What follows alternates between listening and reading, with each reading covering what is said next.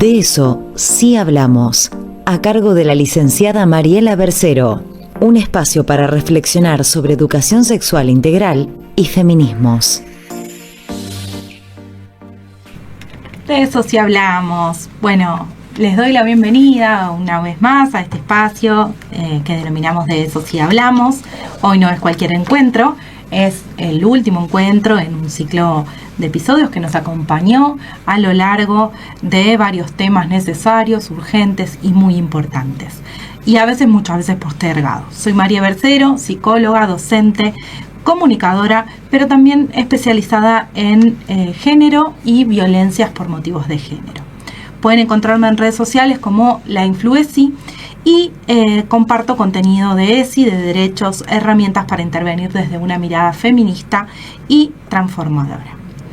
Hoy quiero que cerremos este recorrido hablando de algo fundamental que tiene que ver con un poquito lo que fuimos abordando en cada uno de los distintos ejes a lo largo de los encuentros. Vamos a cerrar hablando de los lineamientos curriculares de la educación sexual integral en cada uno de los ejes y que dentro de estos ejes nos ayuda a prevenir y a detectar violencias contra niños, niñas y adolescentes. Violencias y en particular violencias que tienen que ver con el abuso sexual. Porque garantizar el derecho a la educación sexual integral no alcanza solo con buena voluntad. Necesitamos herramientas, necesitamos formación y necesitamos marcos teóricos. Estos 5 ejes nos ayudan a ordenar nuestras prácticas, nuestros contenidos y nuestras prioridades. Vamos a recordarlos para irlos enumerando y luego vamos a profundizar en algunos de estos ejes. Cuidar el cuerpo y la salud fue uno de los ejes que ya los fuimos abordando. Valorar la afectividad, ejercer nuestros derechos, reconocer la perspectiva de género y respetar la diversidad. Estos ejes no son compartimentos estancos, se entrelazan, se potencian, se traducen en acciones concretas en las aulas, en los hogares, en las casas, en los equipos de salud, en los medios de comunicación como está aquí. El primer eje, el cuidado del cuerpo y la salud. Cuando hablamos del cuidado del cuerpo, no hablamos solo de la higiene o de la alimentación. Hablamos también de conocernos, de nombrar el cuerpo, de identificar esos cambios que se producen tanto en las conductas como en el cuerpo y de reconocer nuestras emociones. Por eso decíamos que se van entrelazando. Un ejemplo claro, por ejemplo, en nivel inicial, es nombrar las partes del cuerpo por su nombre, sobre todo las partes genitales, nombrar la vulva como vulva y el pene como pene, en lugar de usar eufemismos o apodos, porque lo que no se nombra no se puede defender.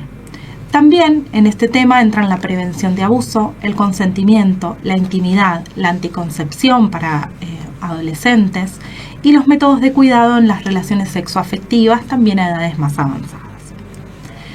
El eje de valorar la afectividad, este eje pone el centro en las emociones, en los vínculos, en el modo en que nos relacionamos con las otras personas.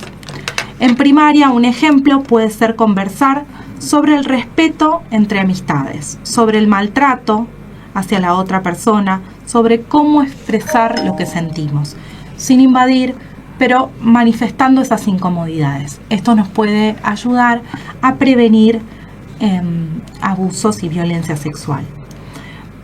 En nivel medio, por ejemplo, valorar la afectividad implica cuestionar relaciones tóxicas, detectar signos de violencia en el noviazgo, trabajar la comunicación en los vínculos y hablar de amor desde una mirada crítica y realista, no idealizada.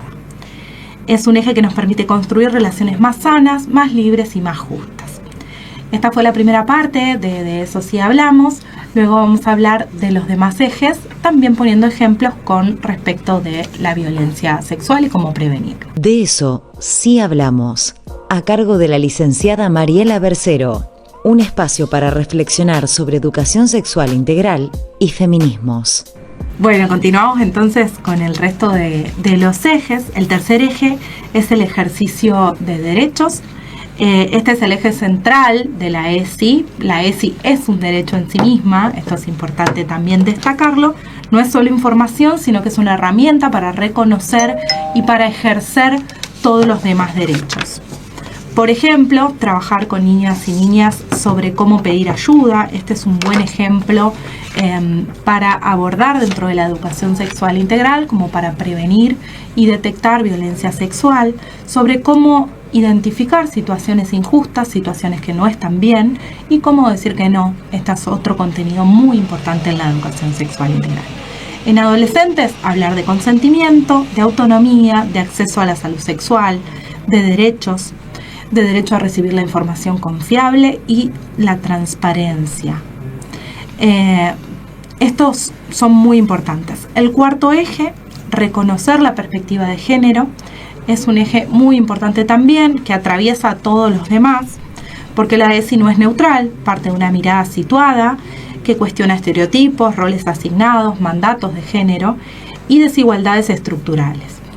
Este es un eje fundamental para prevenir la violencia por motivos de género y para prevenir la violencia sexual, porque la violencia sexual o el abuso sexual contra niños, niñas y adolescentes es violencia por motivos de género. La perspectiva de género en la ESI es una herramienta transformadora, nos permite desarmar la idea de normalidad, ampliar el horizonte de lo posible y se trabaja en todos los niveles. Y el quinto y último eje que estuvimos abordando hace muy poquito es el eje de respeto por la diversidad. Este eje apunta a la inclusión real, no solo a la tolerancia. Hablamos de respeto, hablamos de nombrar las distintas configuraciones familiares, las identidades, las expresiones de género, las orientaciones sexuales, los modos de estar y habitar este mundo.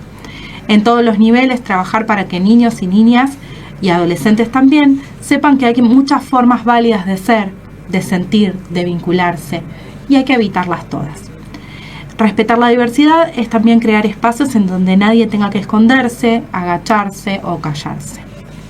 Y para eso necesitamos escuelas que acompañen, eduquen y nombren, y familias también que acompañen todos los procesos.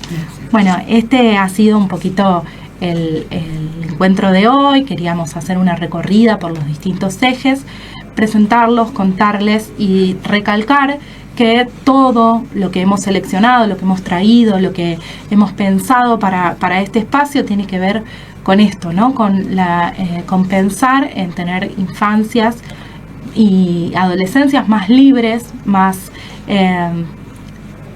que puedan ejercer todos sus derechos y que puedan ser justas y que puedan ser habitar y ser felices, ¿no? Que creo que es lo que guía un poco la educación sexual integral. Uh-huh. Así que hasta acá llegamos con el recorrido de los distintos ejes de la educación sexual. Hemos pasado por distintos temas y en lo personal me gustó mucho realizar este recorrido, me sentí muy cómoda y agradezco mucho el espacio y bueno, poder hablar de estos temas porque son muy importantes. Qué importante.